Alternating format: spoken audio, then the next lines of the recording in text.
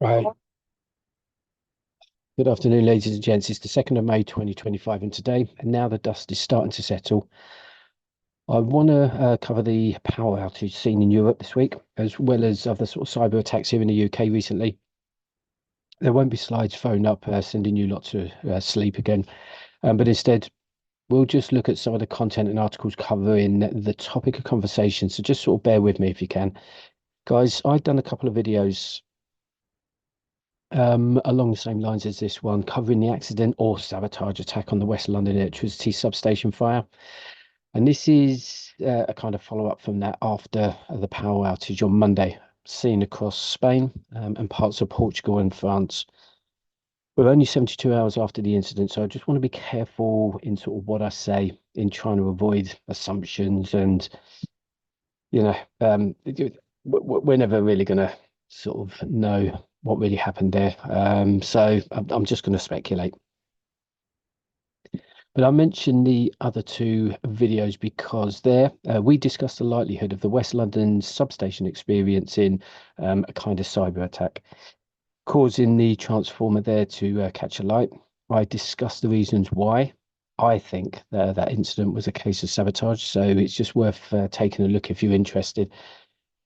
When I heard the news break on Monday, I had to make I had to make a decision on whether I was going to kind of jump on it and kind of get something out there, get some content out there quickly. But I took a minute just to listen to the initial reports pouring into mainstream, just to, I suppose, better understand their narrative first, so that we can sort of brush much of that rubbish aside or to one side before then sort of analysing and assessing what was really happening. Guys, depending on where you live in the world and whether or not you've been tracking and following many of the events happening around the world, certainly over the last 3 years or more, then your view and interpretation of what happened is likely to be different to, let's say, mine. Because I have been sort of tracking the war in Ukraine, certainly over the last 3 years, as well as tracking events in the Middle East. And also keeping a close eye on events sort of unfolding in North Korea, as well as other parts of the world. Potential flashpoints, sort of currently brewing up, certainly now in Asia with China and also India and Pakistan. Right.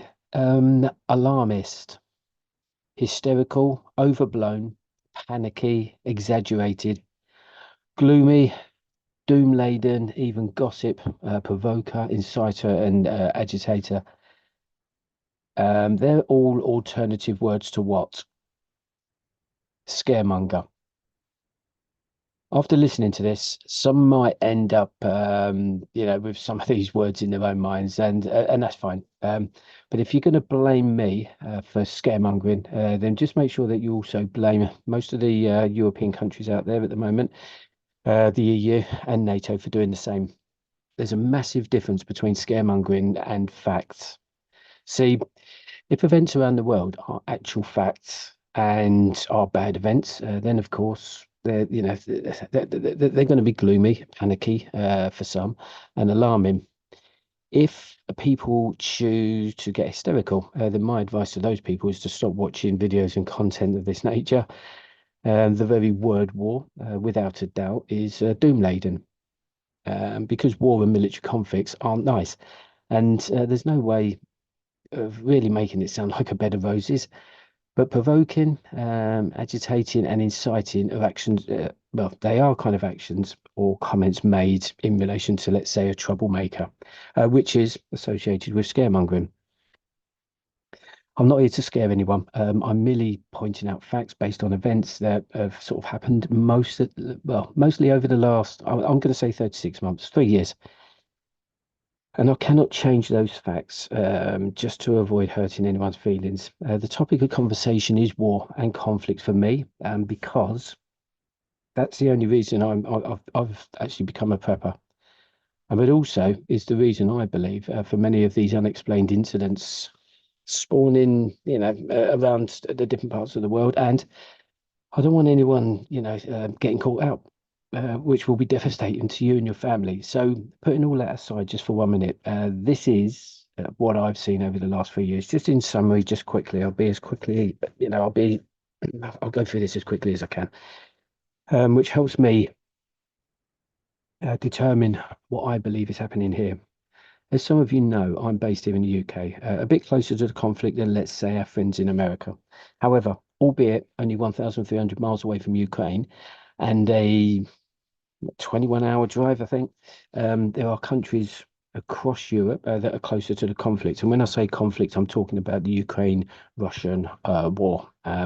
So we're talking, there's going to be European countries there closer to the Russian border. We also have to remember here in the UK that we're an island, and no doubt provides millions of people here with some kind of security blanket and safety. But that's a complete illusion. And why? Well, the United Kingdom has let over 10,000 immigrants across the English Channel only over the last 4 months, I believe, in rubber boats. And there's two ways of looking at this. Either you believe that immigrants are getting on boats without the authorities seeing them, and it's too late for them to either intercept, stop, or return them back home in time, or the alternative has to be that the UK government are allowing this to happen for its own gains, either way. We're talking about the security of this country. And when talking about this, we have to ask ourselves other questions like, is NATO, the EU, including the UK, on a war footing? Well, the answer to that question has to be yes, because there is a dictator running riot in Ukraine at the moment and planning to do the same in the Baltics and other parts of Europe. So that, ladies and gents, is that's what's happening, whether you like it or not.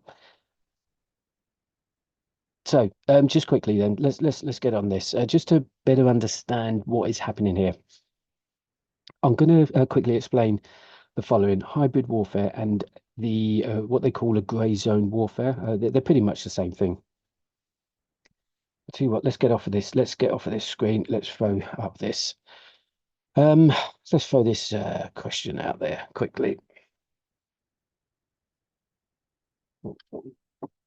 Okay, so hybrid warfare often takes place when, oh, not when, within the grey zone, and can be actions taking place in preparation for war. So disinformation, assassinations, sabotages, and cyber attacks are all of the kind of acts that you'll find or talk about when we talk about hybrid warfare. And I mention this because this is my point. Cyber attacks can be an act of war and can start to lay the land in preparation for a conventional war. I cannot emphasize the importance of this subject enough, guys. Especially now we're seeing cyber attacks happening every single day, and you know, severe enough, I would say, to make it onto mainstream news. Well, certainly in the UK, certainly over the last week.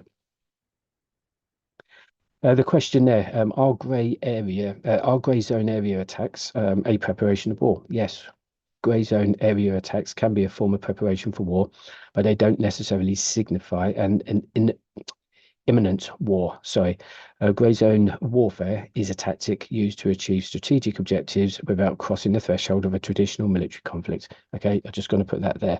Right, let's just move on quickly. Because there's a bit to cover, but I want to do it at a very high level in terms of I don't want to go into too much detail.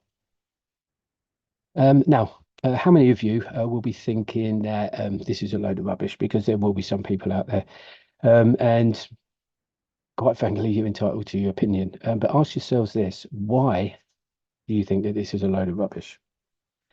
Are you saying that Russia have not invaded Ukraine? Are you saying that Putin hasn't threatened the UK, France, and others with nuclear attacks? Are you saying that NATO haven't been preparing for war against Russia for the last 3 years now?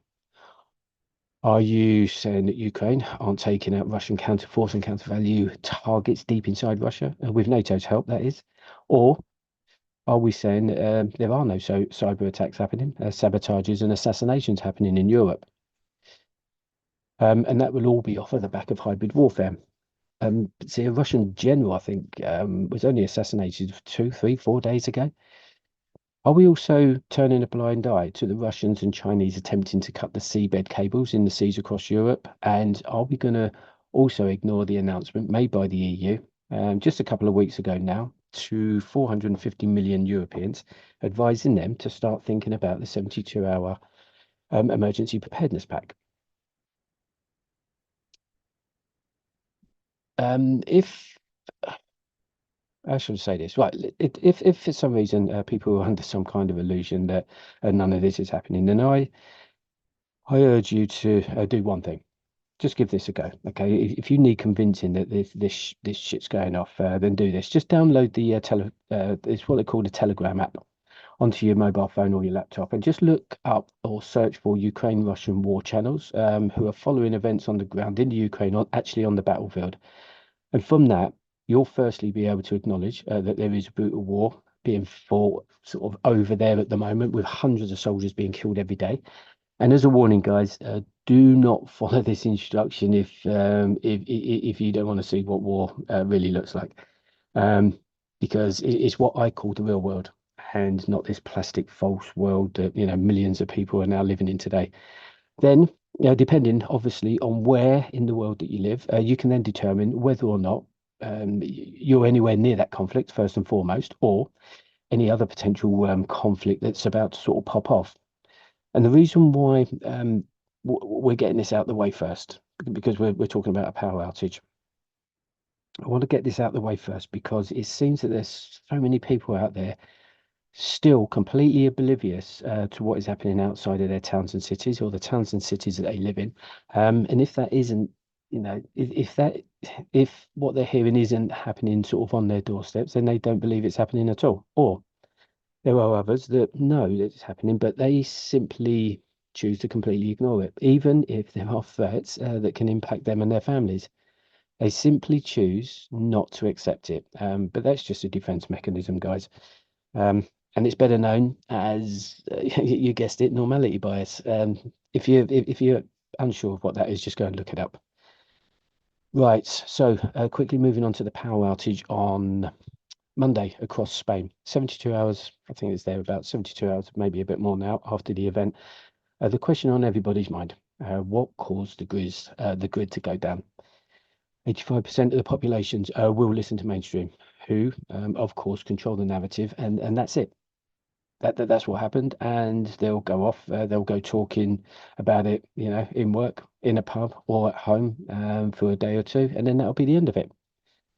Certainly, if you personally wasn't impacted by it, then that's what's going to happen. We would have heard about it, and people were going to forget about it. If, like me, who's aware of the events and the activities and other sort of world-changing events, you will or should sort of completely understand this. If there was a cyber attack on critical infrastructure in any country, you're unlikely to be told about it. And why? Well, let's put it this way. I've worked in IT for 25 years and know without a doubt that banks, for example, and other critical infrastructure service providers and companies, organizations, and those sort of platforms have had their systems hacked, and they've been held to ransom via ransomware. If you're unfamiliar with ransomware, just long story short, a hacker will infiltrate a company's IT infrastructure, such as servers.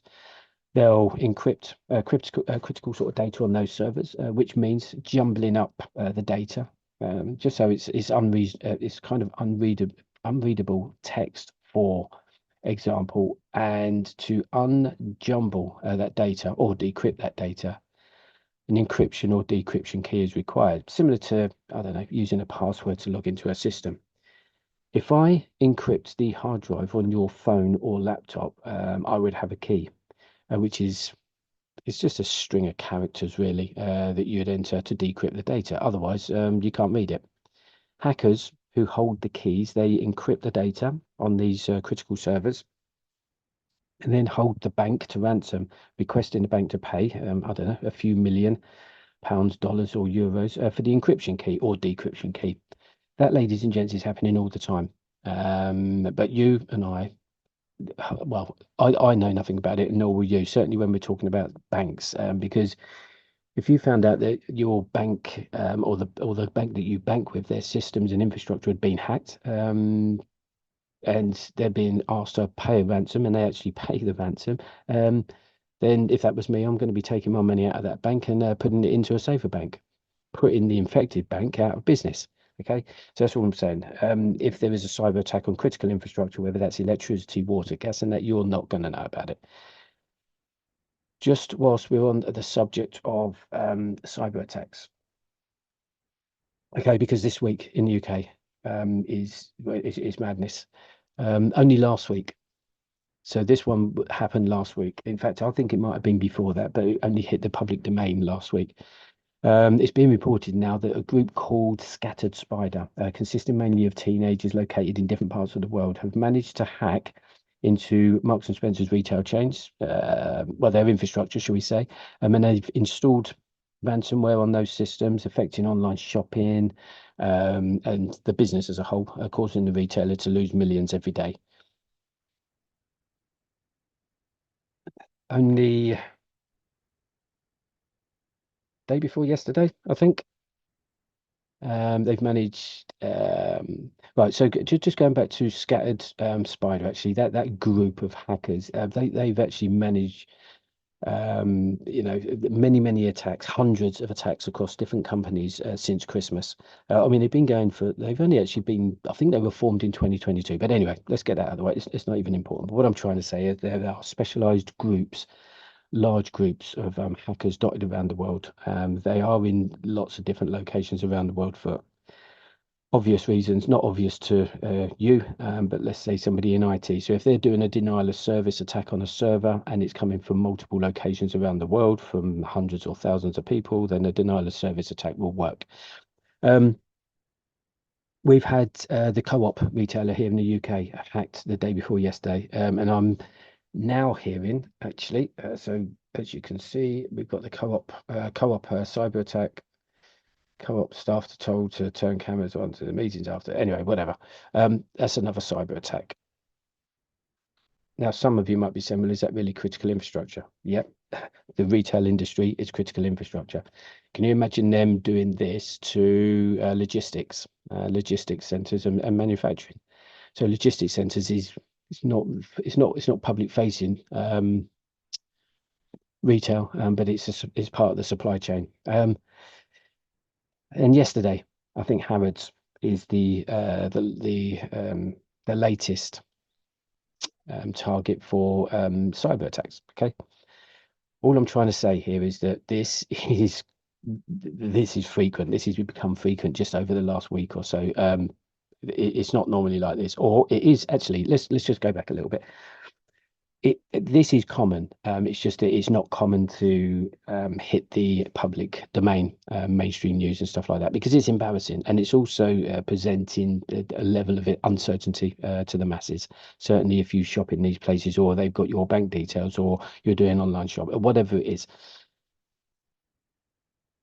Right, okay. A lot of these groups, they'll be working for governments or the enemy, and they'll be paid. They'll be paid to simply just go out there and disrupt critical infrastructure, which of course includes retail. Um, I'm just not buying this shit about the power outage. So when I say this power outage, the one in Europe this week, being something else other than a hack, I'm not buying it that the power outage in Heathrow and 60,000 other buildings in West London also wasn't a cyber attack. Because let's you've got to be real about this. I'm just not buying it. Okay, that's just me. Hence the reason why I've done this video and I've done the Heathrow videos. The same applies to all of these cyber attacks happening on critical infrastructure. It's a sign of failure in services to the populations, potentially putting the masses into a panic mode. And obviously, neither your government nor you want that. I don't. We don't want this disruption. I mean, we've got to deal with the cost of living and everything being overpriced and everything else. But if you can't even go out and buy that overpriced stuff, it's even worse. So my point here is, if there was a cyber attack on the interconnect substations, either in France and or Spain on Monday, you and I will never know about it. But some kind of reason has to be given. I'm gonna kick this off. I believe it was a cyber attack on critical infrastructure. That's the power outage on Monday. However, I have absolutely no evidence to back this up. But quite frankly, all I've got to do, and this is all I do, is just look at what's happening around us. in the world, and that's enough evidence for me. The war in Ukraine and Russia wanting to take that war to NATO is all the evidence I need personally. I'm not here to convince you of this, and I would struggle in doing so because I simply can't prove it. But let's go on the speculation and some common sense because those are the guidelines I kind of go on. Not necessarily speculation, but common sense. As mentioned, I've worked in IT for over 25 years as a, on sort of the server platform, cloud, network, security, on-prem, for large corporations as well as others, spanning many different industries across the world, sort of, different companies, different industries located in different parts of the world. However, one industry I haven't worked in, and that is energy. I've recently made it my business, though, to try and understand the kit and the systems likely to be used at sites across those energy industries, particularly substations. There is no point anyone sitting on videos talking about shit that they've got absolutely no idea about. And to be honest with you, there's plenty of people out there doing that. Moving on quickly, let's start at the beginning. Okay, the root cause, and that will be the Franco-Spanish interconnection between France and Spain. Just quickly, everyone's out there voicing their opinions at the moment. Mainstream talking about a critical infrastructure platform many know nothing about, hence the reason why they get the experts on there. They're talking about frequency fluctuations, I believe, interconnects, oscillators, extreme weather conditions, and such like. Quick disclaimer though, before I bring any more information up on the screen. I'm not a qualified electrical engineer. I have never worked in this field or industry. And everything I'm about to say comes from papers written by experts or expert professionals in this field, professors, people with doctorates, SMEs, or subject matter experts and engineers in this field. So, moving on, it's only fair to each and every one of you that are sort of taking an interest in this event to understand what it all means first. So, without getting too technical, an electrical interconnection is where a substation will connect to different parts of the electricity sort of grid, enabling power transmission to be distributed. The Franco-Spanish interconnection electricity substation is a crucial link between Spain and France, primarily used for transferring electricity between the two countries and improving the energy security, apparently. I'm not sure what that actually means. It's definitely not improving energy security, is it? Um, it is a direct current or a DC line that allows for efficient power transmission, especially over long distances, and it helps to integrate renewable energy sources into the grid. The substation converts alternating current or AC from the national grids into direct current for transmission, and then back again to AC at the other end. So anyway, don't worry about it. That's what the substations do. I'll have to just tell you what they do. There's no point in me talking about a substation if no one's got any idea what it is. Now, I know many of you won't even be interested in any of that, and why should you? If you're to have any opinion on something, then at the very least, sort of just know a little bit or know something about the subject in question. So for me, there's absolutely no point in me coming on here and telling all you lot that I believe this power outage was off the back of a hack on critical infrastructure and just leave it at that. We have to look for rhyme and reason as to why I think that that's happening. Otherwise, it's just scaremongering, and I'm not here to do that. Before we go on, there's plenty of talk out there at the moment speculating that this has something to do with the transmission and integration across to renewable energy, I hear, or I've been reading. However, I'll mention that in a minute, actually, because of course, it is being mentioned in mainstream how we and the governments well, they're suggesting that they might need to start rethinking about renewable energy. Is it a complete waste of time? Is it this? Is it that? How how it might be a security risk integrating it into the current grids? That's bollocks. That's all I'm going to say. That's rubbish. Um, Off the back of that, though, experts are also saying that the reason for the outage would have been cause well, what they're saying, okay, this is something else that they're saying that it would have been caused because of the Spanish nuclear power stations weren't operating at the time of the outage, meaning all of its electricity was coming from renewable sources that were feeding saturated substations.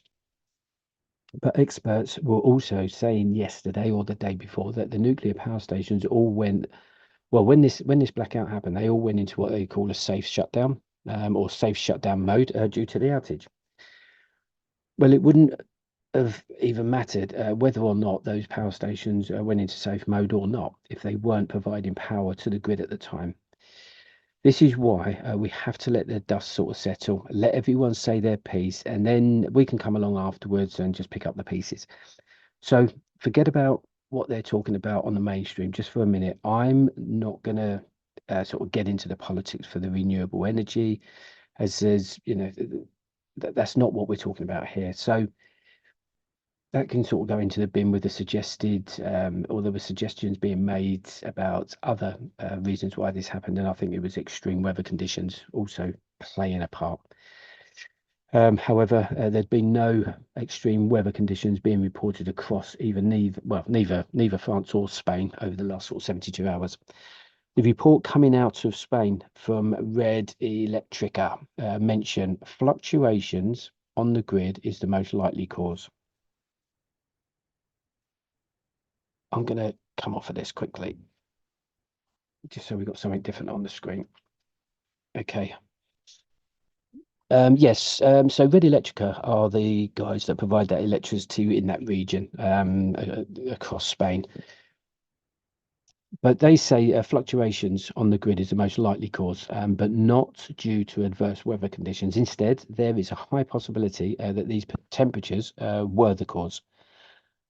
But the answer is in the writing. They say that due to extreme temperature variations in the interior of Spain. Now, I'm not sure what that means, whether that is extreme temperature variations, is that external temperature or internal on the grid?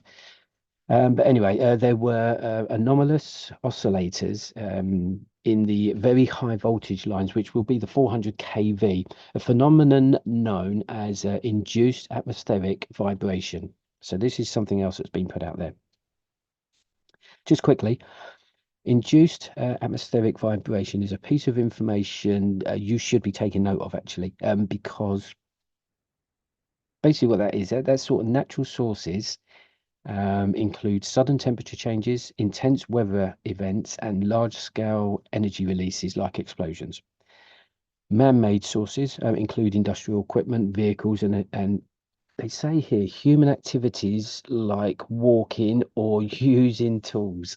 So I'm not sure if they're suggesting that humans walking around near to substations or cables could cause an atmospheric vibrations, unless of course you're weighing in a few tons on the scales. I don't know. Anyway, um, but induced atmospheric vibration can also be caused, oh, not can, but can be caused by both natural and man-made sources. Now, I totally believe that that's exactly what happened.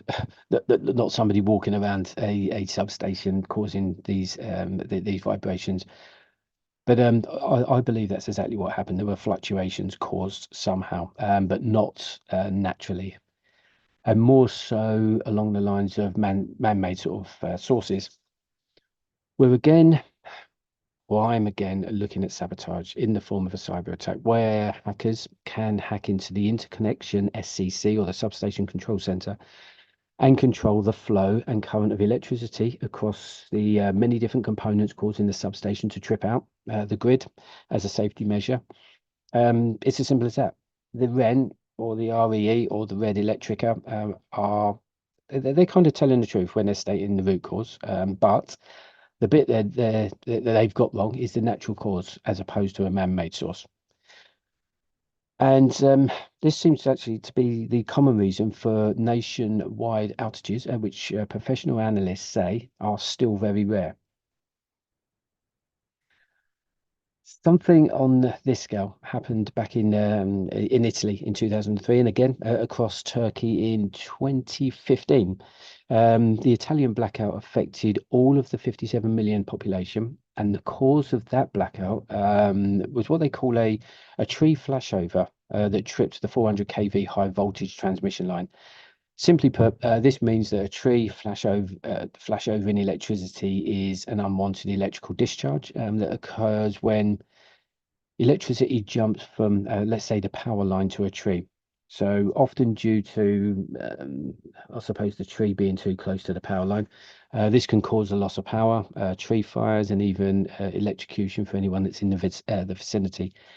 An event such as this causes other nodes on the grid to trip out as a safety precaution, obviously, and then pushing the load elsewhere on the grid to burden the load, which in turn overloads that node too. So for that 2003 outage, investigators deemed the root cause to be the lack of tree cutting and other land management. So that was basically the part of the grid being tripped, the load being distributed elsewhere, and that load causing fluctuations and tripping out on nodes across the whole grid. The just gonna We're not finishing off, but we're nearly there. Okay. The 2015, so Turkey experienced a grid overload as well, with the grid tapping into right. So the Turkish grid it taps into what they've got. They've got so that's the hydro connects in the no, sorry, in the far east of the country, and then to the west they have the high power transmission, which so basically what happened is you had electricity coming in from the east, from the hydroelectricity power plants, and then you had the high power transmission coming in from the west, which caused an imbalance on the circuit, making the circuit non-compliant and therefore tripping out the grid with the overload disrupting, the services of what they call series capacitors, whatever they are. But don't worry about that. But anyway, what I'm trying to say is there was a change, there was a fluctuation change from, I don't know, hydroelectricity. Is that renewable? I would say that is. So that was back in 2015. So I don't know why they're saying that that's a problem now, 10 years later, as in the renewable energy aspect. Again, that's rubbish. Let's forget about that. I'm not having it as an excuse. But listen, guys, that's just my opinion. I'll admit though, when you start reading some of these incident papers, there are reports, there are sort of investigative reports off the back of these events with experts telling you rhyme and reason. But when you read some of these papers, you can see that the electrical power grid, although it provides a robust service, it seems it doesn't take much for things to go wrong on the grid. However, if this was a regular occurrence, let's say, especially on the national scale, then we probably wouldn't be talking about it today. The very fact that the two incidents across Italy and Turkey were, what, 23 and 10 years ago, respectively, one would hope that technology and critical systems have improved somewhat. But then, what do I know? I've got no idea. I don't work in the industry, so I'm not too sure. Let's look at the interconnection substation. Let's see what that looks like in question, just for a minute, just so you can see what we're talking about. If you've seen my videos on the Heathrow blackout, you'll see that these substations are pretty much the same in terms of components. Only the interconnection substations, they're obviously larger because they're further up the chain on the grid, supporting that power flow and the currents between countries and not counties. So let's just have a quick. I want actually let's get this bit out of the way first before we. So all I'm saying is that although these outages have happened, they don't happen regularly on this level. Okay, that's all I'm saying. Right, the same key components are apparent in most substations. So you've got transformers, you've got circuit breakers, isolators, you've got the lightning arresters for protection. You'll also find buzz bars, capacitors. What else have they got? They've got reactors for power distribution. They've got relays, control panels, metering and indicating instruments for control and monitoring. They've got insulators, conductors, and earthing systems, just to name a few anyway. And all of those substation components are controlled by what they call the supervisory control and data acquisition, okay, which is SCADA, SCADA system. The SCADA systems implemented around the world now have been upgraded somewhat since its introduction back in the 60s and 70s, 1960s, 1970s. That's when SCADA first hit the scene. But for me, it's the SCADA systems that present the biggest vulnerability, especially now. New SCADA platforms have been sort of integrated onto what they call an IP internet. That now means it's probably easier for a hacker to gain access to SCADA control systems. Just on that front there, all of this is this is an analysis on the top 11 cyber attacks on critical infrastructure. Okay, we're talking about critical infrastructure. That's the whole purpose of this video. It was the power outage, and it's me that's making, or I'm speculating that that's exactly what's happened here. And rather than me just come out with that, let's just see how common it is to, hear about cyber attacks on critical infrastructure. So there's a list here. Okay, malware attack, hackers manipulating the industry safety systems. We've got Taiwan state-owned energy company being whacked. We've got Israeli water system, critical infrastructure again being hit. We've got a telco, the telegraph and telephone NTT being hit. Moderna, which is a biotech company at the forefront of developing a COVID vaccine. Anyway, they were done.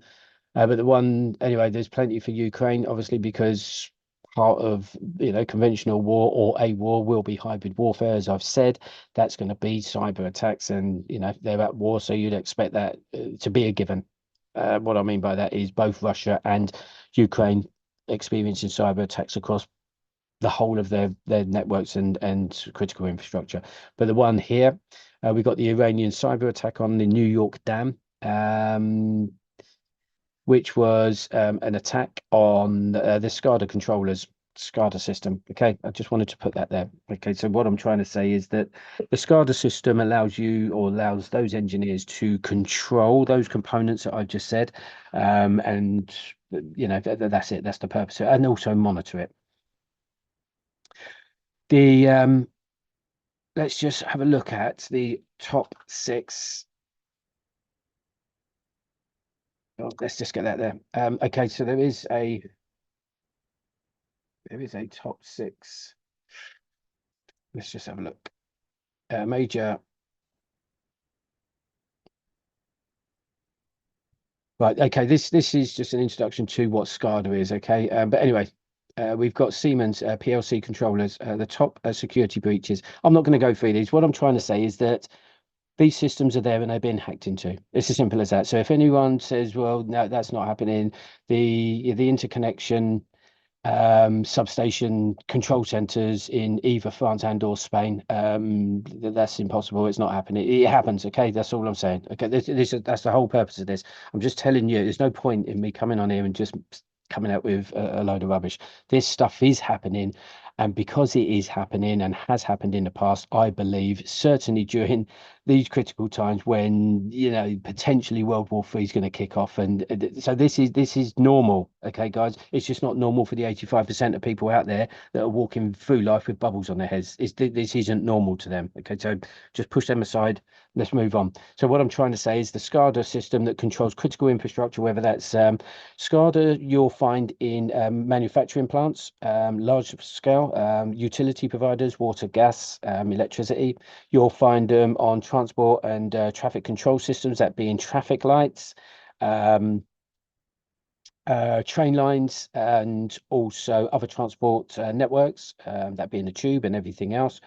So manufacturing, logistics, and everything else. They're big control systems. Okay, SCADA is that they're used at a high level. Okay.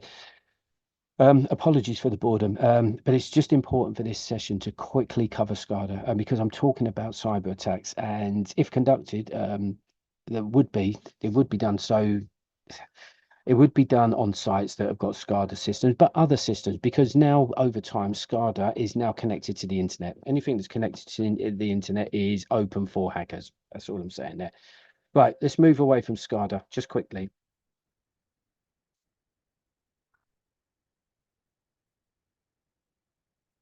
Significant cyber incidents. I'm not going to go through these, but once a system is connected using what they call TCP IP networking, a user on any other system on the same network, regardless of how many computers are between them, they can access a target system. This is the beauty and power of the internet, or the IP design, shall we say. That's the whole purpose. So we can all connect and do business and communicate and all the rest of it. But it also means that any nut job out there, anywhere in the world with an internet connection, can be trying to break into your SCADA system. So unless you make specific provisions with security, which most would, if your SCADA system is connected to a system that is connected to a system that is connected to a system, etc., a system that is connected to the internet, then your SCADA system is connected to the internet. This exposes it kind of exposes your system to hackers, worms, and a variety of other cyber attacks. Let's not get into the technicalities of the attacks themselves. This is not an IT lesson, but what I'm trying to say, guys, is that this is this is definitely a possibility. Right. Uh, can I just tell you about the interconnection links traversing across the French-Spanish border? Just quickly, if you've seen the Heathrow videos, we kind of go down on the ground. We look at the physical security, the CCTV around these substations. Was it sabotage in the form of a petrol bomb being thrown over the fence by, I don't know, somebody or whatever, or was it more likely to be an attack internally, cyber attack into the substation control center? We're not going to go into depth like that with this. I just want to show you what this substation looks like. Um, Basically, what they do from France to Spain, I think it's about 64.5 kilometers long. Basically, what they do is they lay the cables in trenches, so it's kind of surface stuff. What I'm trying to say is they don't sort of put it all underground. So they kind of lay these cables or in trenches, and also pushing underground in tunnels, but that will be crossing the border. But we're not interested in that. There will be an interconnection substation at each end of that link. So each with their own SCC or substation control center, a converter substation in a place called Baixas in France, and the other in Santa Lalea in Spain. So these interconnect substations have a surface area of about 4 hectares each, I think. Let me just zoom into this. So this is the one in France. Okay, similar to the any substation you see, but this is on a much larger scale, obviously because it's further up the grid and it's connecting countries and not counties.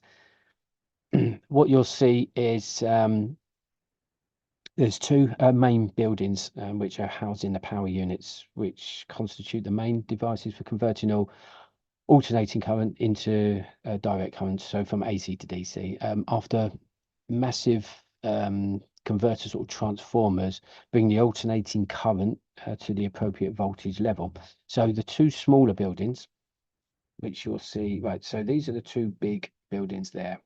Now, 1, 2, 3, 4, 5, 6, 7. I believe, but I don't know, that these are the transformers. So let's say, for instance, this is the Heathrow one. It was one of these that set on fire and it tripped out the grid. Okay.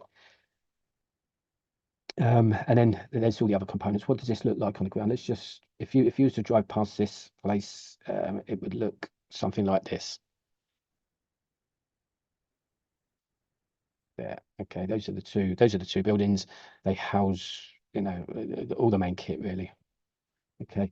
Now, what I have found with this, because the Heathrow one, I kind of looked at the physical security and found that it was poor. It was poor for a substation, even at that level. But this one is on a different level. So when we look at this, I'm just going to zoom in. So, you've got two fences there. You've got an inner and outer ring fences. You've got sensors on the ground. So if you walk between the sensors, it's picking you up. You've got sensors on the top. You've also got like some other fencing inside of there. You've got cameras all over the place. What I'm trying to say here, guys, is that this is a critical substation and you would expect a lot more security. You're not coming along and throwing petrol bombs into that place. Not that I was saying that's what happened in the Heathrow one. But for the purpose of this and the sort of Heathrow videos, It is the control centers that I'm interested in, because we're not talking about a physical sabotage of any types. I'm not anyway. But again, guys, this is only speculation. So just quickly, let's have a quick look at the Spanish one from the air. Let's just throw that up into there. Gosh, similar, similar in terms of layout. I can't take you down to the ground because there seems to be a bit of a blackout on the Street View maps. But again, that's the one in Spain. Two main buildings. The transformers, I believe, are these here. I'm only saying that because between each transformer, you'll have a concrete wall, for if that sets on fire, at least it's not hopping from one to the other and taking them all out. So those concrete walls are kind of protection. But anyway, that's that. So as we finish off, I have to sort of keep an open mind with this because I do not and will probably never have the real answers to these questions. But, and this is in summary, I have to base my opinions on the events happening around the world currently, which is new for me. I have to base these decisions on the very fact that I believe, if we're not already, we're very close to a world war. And with that comes hybrid warfare, which comes in different sort of shapes and sizes.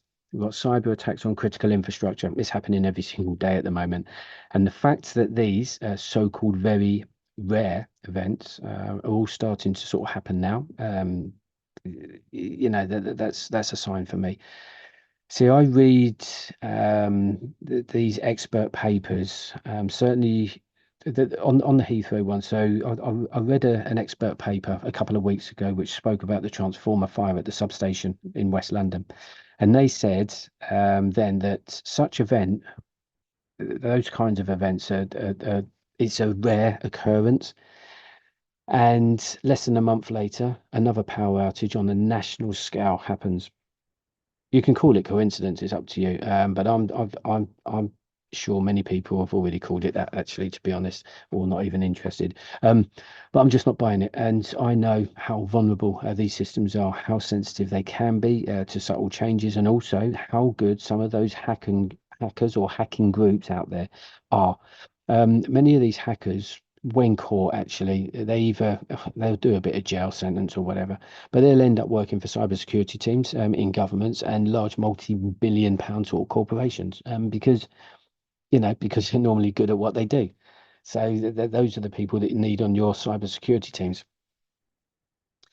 Okay, I'm merely pointing out facts here, guys. Some might say scaremongering, and if that's the case, does that mean that the governments across Europe are also scaremongering when publishing and deploying preparedness booklets to their populations? Or are the EU scaremongering when telling 450 million Europeans to go and get a 72-hour emergency pack sorted?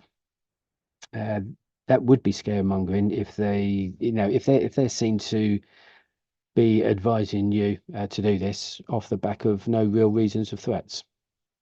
They clearly know that the threats are there because Putin himself and some of his sidekicks have publicly sort of threatened some European countries with attacks, and in some cases threatening the use of nukes. So people, can call it what they like. They'll need to get a grip, just switch on and understand what's actually unfolding here.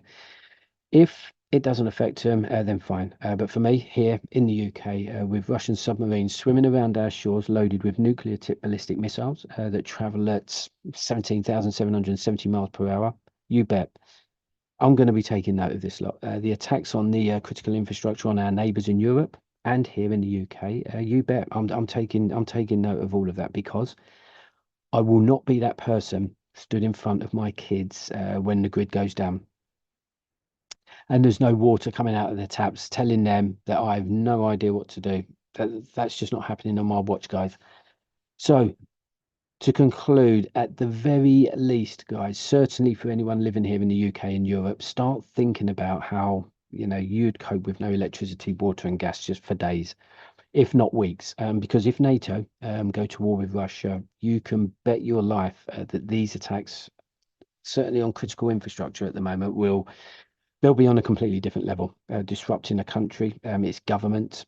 and its people in the form of warfare, and is currently being sort of used against us today. To be honest, they've started it. That's my view. Okay, they've already started this. Right, that's enough. I'm gonna I could talk about this all day, but I don't want to get too involved in the cyber attack details. A lot of people out there aren't IT savvy, so they can turn on their computers and they'll understand how to do the day-to-day functions, and that's about it. It's a complex it's a complex game. Let's call it a game. It's not this cyber attacks. It's not really an industry. But it's stuff that I've covered in more detail on the Heathrow videos. I don't want to go over it again here now. Um, let's kill this off. Just make sure. Listen, don't forget, guys. Just get yourself sort of military fit and infantry aware, and just keep an ear to the ground and just start preparing.